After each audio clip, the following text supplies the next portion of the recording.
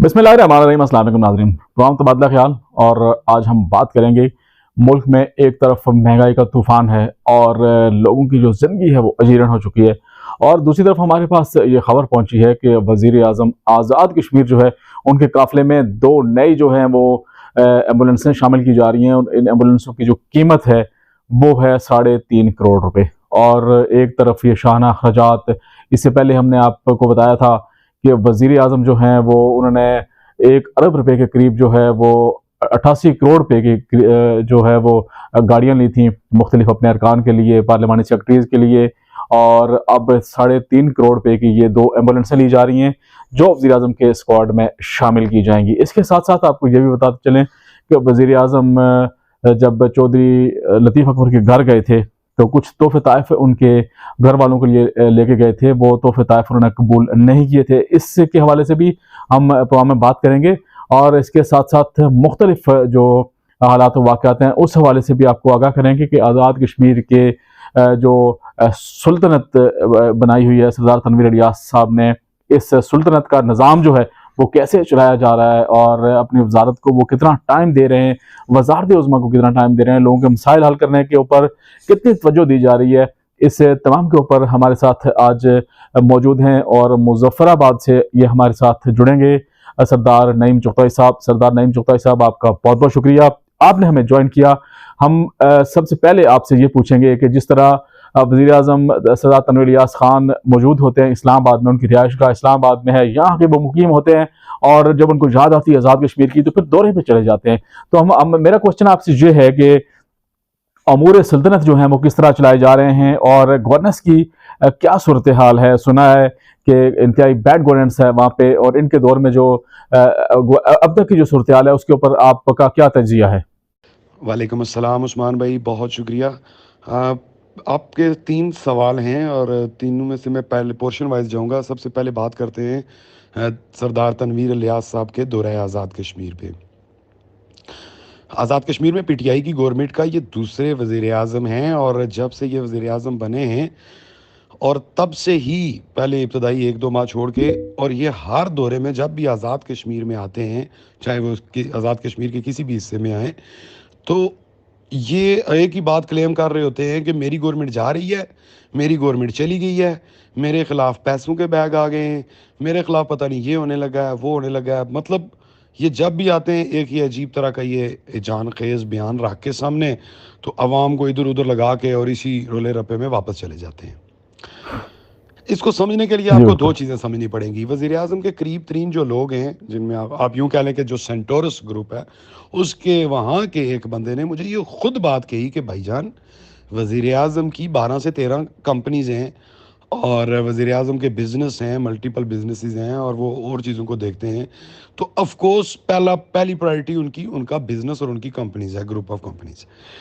उसके बाद वो पार्ट टाइम वजारत उज़्मा को देख रहे हैं आज़ाद कश्मीर की। तो एक पॉइंट तो आप ये क्लियर कर लें कि वज़ीर आज़म आज़ाद कश्मीर जो हैं वो पार्ट टाइम वजारत उज़्मा कर रहे हैं इस वक्त।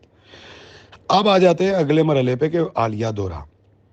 वज़ीर आज़म आज़ाद कश्मीर का जो दौरा होता है वो 2 रुखा होता है।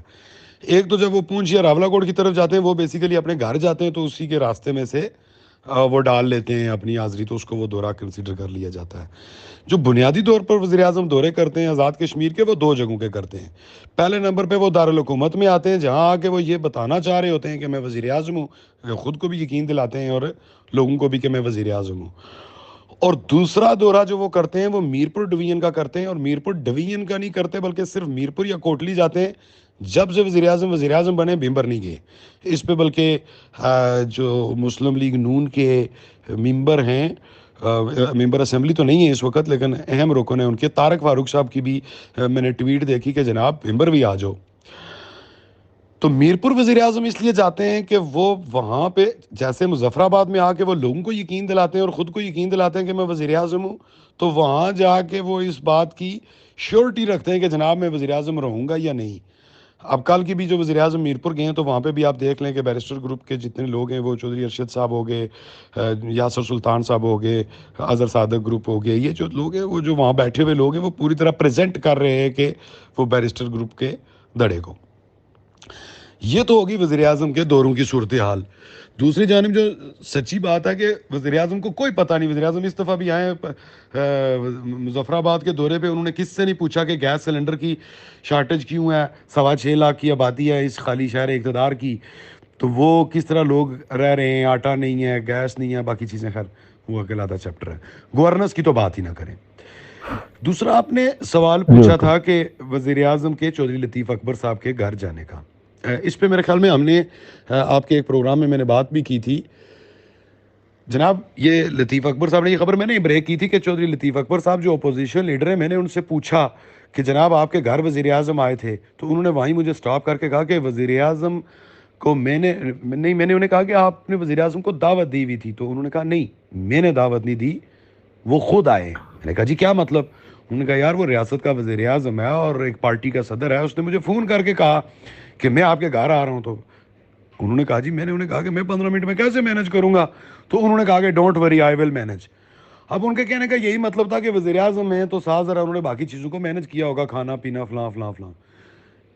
مسلم لیگ نون کا اس پورے وہ جو دعوت تھی جس میں اپوزیشن کو وزیر اعظم نے یہ تاثر دینے کی کوشش کی کہ میں اپوزیشن لیڈر کے گھر گیا ہوں اور وہاں پہ پوری اپوزیشن جمع تھی, وہ بیسیکلی ڈبل ٹیکا تھا. ایک تو اپوزیشن کو بھی اور دوسرا لوگوں کو یقین دلانا کہ سب اچھا جا رہا ہے. اس میں فاروق حیدر صاحب صرف گئے مسلم لیگ نون کی طرف سے, چونکہ شہر میں وہی موجود تھے. لطیف اکبر صاحب نے پھر جب وزیر اعظم کا فون بند ہوا تو قریب لوگوں کو فون کیے, جو دستیاب تھے ان میں آ گئے. فاروق حیدر صاحب بھی وہاں پہ گئے, نون لیگ کے ایک ہی بندے تھے وہ, باقی پیپلز پارٹی کے لوگ تھے. اور باقی اب یہ کہنا کہ وہ دیکھیں ان کا دسترخوان تھا لطیف اکبر صاحب کا, اس کے بارے میں کوئی مزید بات کرنا, تو جو یہ طائف والی بات ہے یہ بن بھی سکتی ہے, یہ ممکن بھی ہے. وہ اس لیے کہ وزیر اعظم یا ان کی ٹیم نے جب سب کچھ مینج کیا تو میں بھی کچھ سم تھنگ ایکسٹرا کیا ہو. لیکن میں جتنا جانتا ہوں, جتنا میرا لطیف اکبر صاحب کے گھر سے تعلق ہے, تو لطیف اکبر صاحب کی مسز واقعی ایک بڑی جاندیدہ اور بڑی اچھی خاتون ہے. تو انہوں نے یہ ممکن ہے, یہ پاسبلٹی ہے کہ انہوں نے منع کر دیا ہو کوئی ایکسٹرا چیزیں گئی ہوں تو. اچھا, میرا اگلا کوشچن آپ سے یہ ہے نعیم چوغائی صاحب, مجھے یہ بتائیے گا کہ حکومت کی کارکردگی جو ہے اس میں ابھی تک ان کی جو خاص کر جو ان کی ٹیم ہے وہ ٹیم نہیں بن پائی ہے. کوئی بھی نہ ان کی میڈیا ٹیم کو ٹک سکی ہے ان کے ساتھ, اور نہ وہ اپنی کوئی ایک مؤثر ٹیم بنا سکیں. تو اس کے اوپر آپ کیا کہہ رہے ہیں؟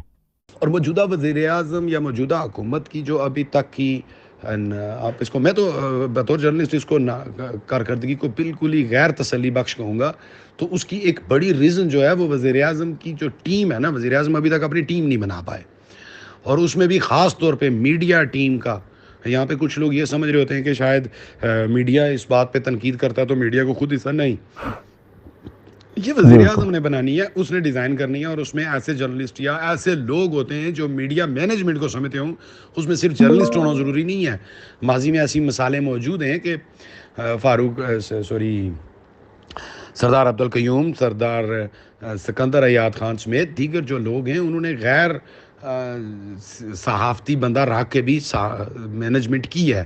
میڈیا مینجمنٹ جو ہے وہ کی جا سکتی ہے. اچھا, ہم نے ایک اور خبر دیکھی ہے, اخبارات کی زینت بنی ہوئی ہے, اس میں یہ لکھا ہوا ہے کہ وزیر اعظم اور ان کا جو اسکواڈ ہے, سٹاف ہے, بغیر وضو کے نماز جمعہ کی ادائیگی کی ہے. تو یہ تو پرسنل سا کوشچن ہے, لیکن ایک وزیر اعظم جو پبلک پراپرٹی ہوتا ہے, تو کیا اس طرح کے واقعات جو ہیں پبلک کے اوپر کیا اثر پڑتا ہے اس کا؟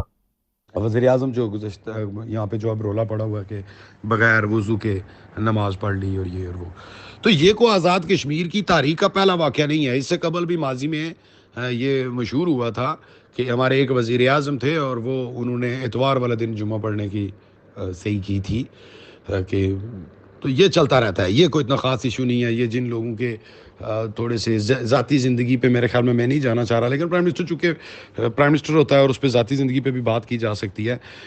تو پرائم منسٹر کا جو اس وقت میجر ایشو ہے نا وہ یہ ہے کہ پرائم منسٹر 2-3 دن غیر حاضر رہتے ہیں, امور سلطنت سے بالکل بے خبر رہتے ہیں. تو جب وہ واپس کم بیک کرتے ہیں تو وہ جلدی میں ہوتے ہیں, او یار میں لیٹ ہو گیا ہوں, یہ والا شاید وہ سوچ کے, تو جب وہ پھر دوڑ لگاتے ہیں تو اس دوڑ میں وہ بہت ساری چیزیں خراب کر دیتے ہیں.